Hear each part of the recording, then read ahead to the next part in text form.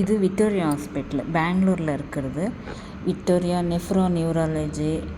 இது delivery ஆனவங்களுக்கு, kidney problem இருக்கிறவங்களுக்கு, suicide பண்ணிக்கணவங்களுக்கு, அதாவது தமிழ்நாட்டில் ஜிஹெச் இருக்குது இல்லைங்களா, அந்த மாதிரி இந்த ஹாஸ்பிட்டலு.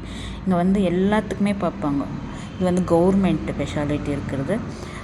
ரேஷன் கார்டு இருந்துச்சுன்னா பாதிக்கு பாதி, அதாவது பிபிஎல் கார்டு இருந்துச்சுன்னா பாதிக்கு பாதி ஆகும். இங்கே ஏழைப்பட்டவங்க, பணக்காரர், அவங்க இவங்கன்ட்டு இல்லை, எல்லாருமே வருவாங்க இங்கே. ஏன்னா எல்லா மெடிசனும் கிடைக்கும் இங்கே, எல்லாத்துக்குமே பார்ப்பாங்க. இங்கே ரொம்ப பெரிய ஹாஸ்பிட்டல் இது.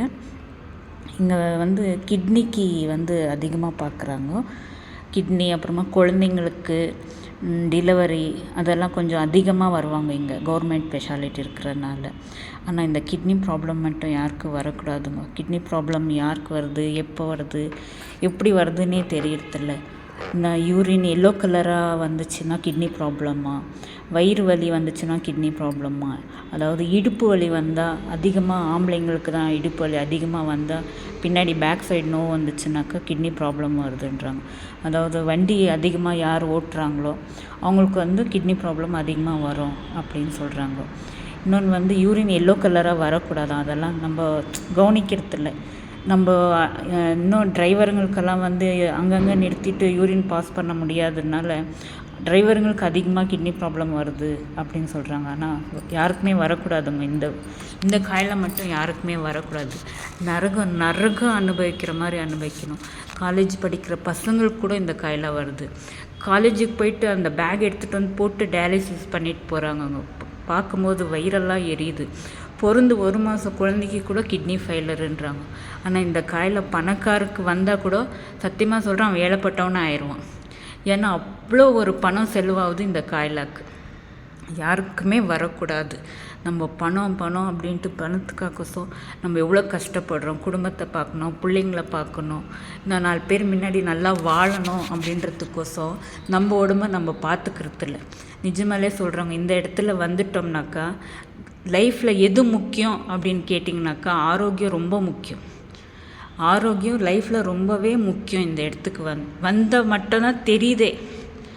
ஏன்னா ஒருத்தர் முகத்தில் கூட சிரிப்புன்றதே இல்லை, எல்லாமே சோகத்தில் இருக்கிறாங்க.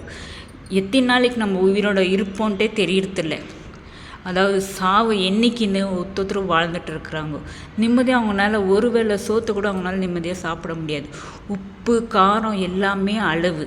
தண்ணி குடித்தா கூட அளவோடு தான் குடிக்கணும். ஒரு நாளைக்கு நம்ம சாப்பிட்ற சாம்பார்லேருந்து குடிக்கிற காஃபி, டீ, தண்ணிலேருந்து 1 லிட்டர் 1.25 லிட்டருக்குள்ளே தான் இருக்கணும் அந்த தண்ணி. மிஞ்சி போனால் 1.5 லிட்டருக்குள்ளே தான் அந்த தண்ணி குடிக்கணுமே. நம்ம எல்லாமே அழுந்து தான் சாப்பிட்ணுமே. சீக்கிரமாக ஜீரணம் ஆகிறதில்லைங்க. ஒரு நாள் வந்துட்டோம் இந்த ஹாஸ்பிட்டலுக்கு, ஒரு நாள் அடிக்கடிக்கு வரணும். லைஃப் லாங் ஜீரணம் ஆகாது. வயிறு உபசமாக இருக்கும். எதுவுமே ஆசைப்பட்டு சாப்பிடவே முடியாது. நம்ம இன்னத்தை சம்பாரித்து இன்னத்தை வச்சுருக்குறோம் லைஃப்பில். நிஜமாக சொத்து சுகம் ஒருத்தர் அடிச்சிக்கின்னு ஆஸ்தி அந்தஸ்து அப்படின்றாங்க. இந்த ஹாஸ்பிட்டலுக்கு ஒரு வாட்டி பாருங்க. பெரியவங்க சின்னவங்க இல்லை, குழந்தை, நான் இன்றைக்கி நாளைக்கு ஒருத்தர் உயிரை கையில் பிடிச்சின்னு வாழ்கிறாங்க. ஒரு நாள் இந்த ஹாஸ்பிட்டலுக்கு வந்துட்டோம்னாக்கா இவ்வளோத்தான லைஃபு. செத்தாக்கா நம்மளுக்கு எதுவுமே கூட வரதில்லைங்க.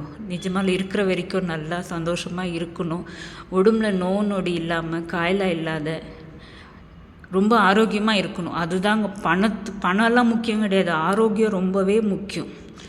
ஆரோக்கியம் ரொம்பவே முக்கியம். எவ்வளோ பெரிய லட்சாதிபதியாக இருந்தாலும் இந்த இடத்துக்கு அவன் வந்துட்டானா அவன் நோவில் துடிக்கிற துடிப்பு நம்மளால் பார்க்கவும் முடியறதில்ல, அதை நம்மளால் வாங்கிக்கவும் முடியறதில்ல. அவ்வளோ ஒரு துடிப்பு துடிக்கிறாங்க பாருங்க. அந்த நோவு யாருக்குமே அந்த கஷ்டம் வரக்கூடாதுங்க. நிஜமாலே கிட்னி ஃபெயிலர் மட்டும் யாருக்குமே ஆகக்கூடாது. தினம் அவங்க நரக வேதனை தான் அனுபவிக்கணும். இந்த ஹாஸ்பிட்டலுக்கு வந்தீங்கனாக்கா உங்களுக்கு அந்த இடத்துல பார்க்கும்போது தெரியும், எவ்வளோ எல்லாமே சோகத்தில் தான் இருப்பாங்க. இன்னும் பணம் இருந்தாலும் சரி, அந்த உயிரை காப்பாற்றவே முடியாது. கிட்னி கொடுத்தா காப்பாற்றிடலான்றாங்க, கண்டிப்பாக ஆகாது. அந்த கிட்னி அந்த இடத்துல திரும்ப நம்ம அட்டாச் பண்ணால் கூட, அது வச்சா கூட கெட்டு போன இடத்துல நம்ம பழைய சோத்தை வச்சா எவ்வளோ நாளைக்கு அந்த சாப்பாடு நல்லாயிருக்கும். அதே மாதிரி தான் கெட்டு போன கிட்னி எடுத்துகிட்டு நம்ம இன்னொரு கிட்னி வச்சா கூட அது கூட ஒரு 3 வருஷம் 5 வருஷம் தான்